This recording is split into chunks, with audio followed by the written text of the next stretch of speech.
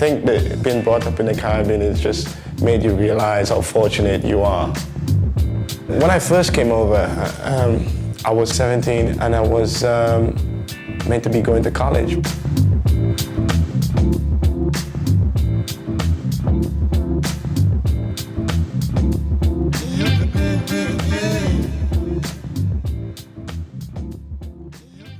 Whenever he come, he doesn't like to hang out with the big guys, the money people, He just want to be himself.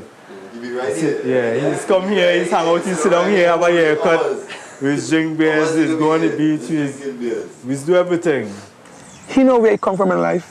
He don't look for bigger friends. He just maintain that kind of lifestyle, There's a quite close connection back home for me, It's something that I will obviously want to keep and for the rest of my life, really, not to lose in touch with some of the people who had made me into what I am today. He never give us up, Whenever you have chance, he come back home, he visit us, we do things we used to do as young lads growing up now. He came from an atmosphere, an environment that could easily have led anybody astray. But he was able, and only through football, only because of his love for the game football, that Dwight was able to overcome that. It's really, really difficult. It was trying times.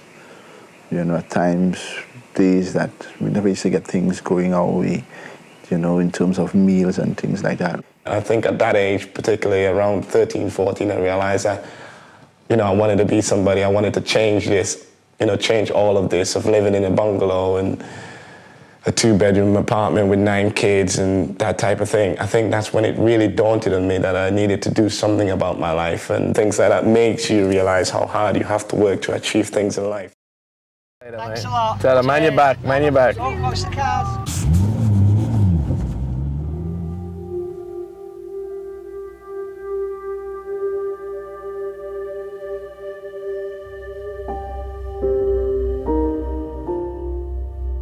He and Clint was coming down the road, coming down on the side, right? Clint. It was a Sunday afternoon. My mom sent me out the road and Dwight wanted to come, so I took him. The elder sister was over on the road and he was on this side. So he decided to cross and reach his sister.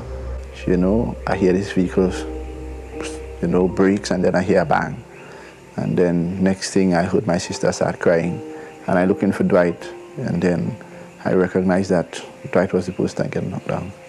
Yeah, one fella came and said, Miss Yorke, Dwight gone. So I said, when gone? He said, a car bounced him and he's dead.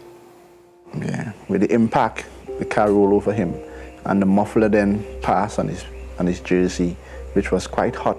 The muffler was quite hot, so it left a print. Yeah, the exhaust, sort of, the heat on the jersey sort of take off the skin and left a print. My legs was broken, both legs was broken. I was in hospital for 6 months apparently. You really get a next chance. God give him really a next chance. I think when you put everything into perspective, from getting run over by or being in that horrific accident and nearly losing my life, to Bertie Sinclair coming up to me and saying, do you want to be somebody, or you just want to be, you just want to fall away by the wayside like everyone else? I think with the combination of the two, sort of realize, hang on a minute, why not make the most of it? Bertie has that dominant sort of figure, probably like Alice Ferguson. Bertie Sinclair is more of a father figure to me in many ways, As I said in the past, that my father wasn't always there for me as I would have probably liked him to be.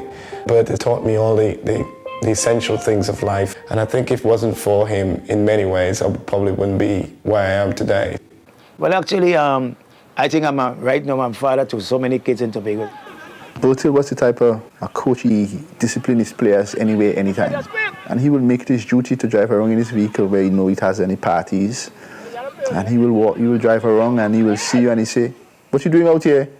Give me 200 push-up, and he will turn you back, and then when you finish, he'll tell you, get home. I was just hanging out with my friends on the streets and all drinking a caribou. I saw these guys were sitting there and he was there with them, with a beer in his hand. And he says, well, what are you doing? And I said, I'm just here, hanging with my friends and drinking a beer. At age 10, why are you giving him beer? He said, for starters, you can throw the beer away.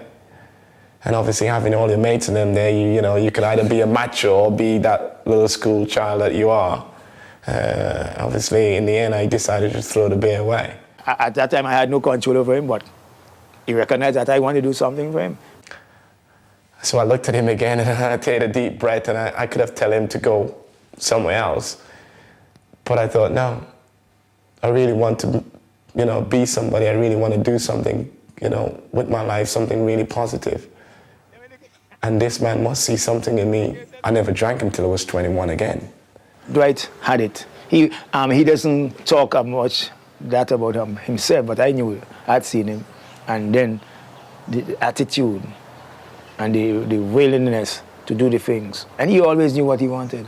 I went into the sports shop, and obviously, you're excited, you're looking at all these booze that you would love to have as a footballer, but you just can't afford it. So I decided to take a challenge to the manager of the sports shop. So I said, what are you going to do? He said, well, if he can skill the ball for 75 times without it falling on the floor, if I would give him the boots. And I only had one goal, no start, no practice run, anything. In my wildest dreams, I believed that he would not have been able to do more than 50. So he thought it was amusing, and he thought there's no way I can do it. So he said, you're ready? I said, yes, I'm ready. And he started. I just had to throw the ball up, stood in the bin, literally throw the ball up, and I had to keep it up 100 times. I deliberately counted slow. So when he might have been doing 2 different things, I was only counting 1. I don't know what came over me that day. I've never practiced it, never, not once tried it at home or anything. So when I counted up to 120, which could be anything like 150, I had to go and actually take the ball away from him. So I ended up winning the pair of boots, yeah. 2 days after, he came back to the store. He said, Manes, I tricked you. I said, what do you mean by you tricked me? He said, he normally does that skill 300 times without even flinching.